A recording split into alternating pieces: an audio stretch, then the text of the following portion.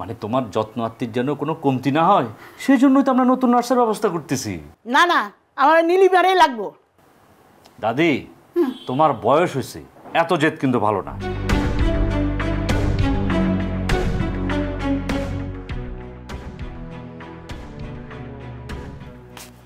দাদি কি করো দাদি? পাঁচ বেড়ে গেলাম। কাল রাতে কি এক খেলা দেখাইলা দাদি? আমার খেল ধানের লেগে তোর অপেক্ষায় থাকস না, তুই তো আমার দেখতেও পাইলি না। এই তো দাদি, না জেনে একটা অভিযোগ করে ফেললা। আর আমি তো আসতে চাচ্ছিলাম, তোমার নার্স বললো ওকে দেখার পরে নাকি তুমি সেরে গেছো, তাই তো আসলাম না। নীলিমারে দেখলে আমার মনটাকে ঠান্ডা হয়ে যায়। তাই? আচ্ছা দাদি, একটা কথা বলো তো, নীলিমার প্রতি তুমি এত দুর্বল কেন? ও আমার শরীরে হাত রাখলে ও কইতে পারে আমার কি সমস্যা, এই কোনো ডাক্তারও কইতে পারে না।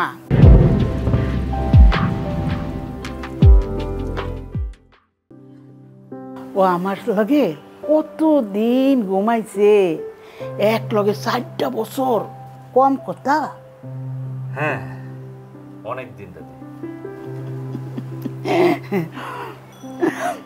ও আমার পাশে থাকলে আমি এমনি সুস্থ হয়ে যাই। সেটা বুঝছি দাদি, কিন্তু সমস্যা হচ্ছে নীলিমা তো আর পারবে না এভাবে। ও বিয়ে করেছে, আর ওর স্বামীও চাচ্ছে না যে ও বাইরে কারো বাড়িতে এভাবে কাউকে সেবা দিক। তো এই জন্য আমরা ভাবছি যে তোমার জন্য এখন নতুন একটা নার্স নিয়ে আসবো, এবং তোমার সেবা যত্নের কোনো জায়গায় কোনো কমতি থাকবে না। না, নীলিমার কষ্ট হইলেও ওরেই আনতে হইব। আহা দাদি, তুমি শুধু তোমার কষ্টটা দেখতেছো, নীলিমার কষ্টটা দেখবা না? নীলিমা কি তোকে কিছু কইছে?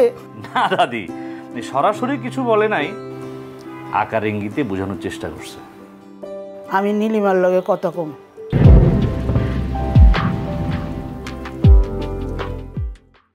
আরে তুমি আর বলে কি করবা, আব্বা তো কথা বলছে। ও, তোর আব্বার লগে পরামর্শ করে আইছস? হ্যাঁ দাদি, পরামর্শের কি আছে, শোনো, মানে তোমার যত্ন আত্মীর যেন কোনো কমতি না হয় সেই জন্যই তো আমরা নতুন নার্সের ব্যবস্থা করতেছি। না না, আমার নীলিমারেই লাগবো। দাদি, তোমার বয়স হয়েছে, এত জেদ কিন্তু ভালো না। আমি যা কইছি তাই, তুই তোর বাপের ভাও পাইছস। হুন, অতি চালাকের এই গলায় দড়ি, কথাটা মাথায় রাখিস। দাদি, তুমি যেরকম, বড় ভাইও ঠিক একই রকম পাগল। কি? তুই তুই আমার চোখের সামনে থেকে দূরা। আচ্ছা ঠিক আছে দাদি, তুমি শান্ত হও, আমি যাচ্ছি। তবে তোমাকে একটা কথা বলছি, আমি কিন্তু তোমার ভালো চাই দাদি। ঠিক আছে, তুমি সুপারি খাও। হ্যাঁ, লক্ষ্মী দাদি। বুঝছি, তোরই একটা তাবিজ দেওয়ান লাগবো।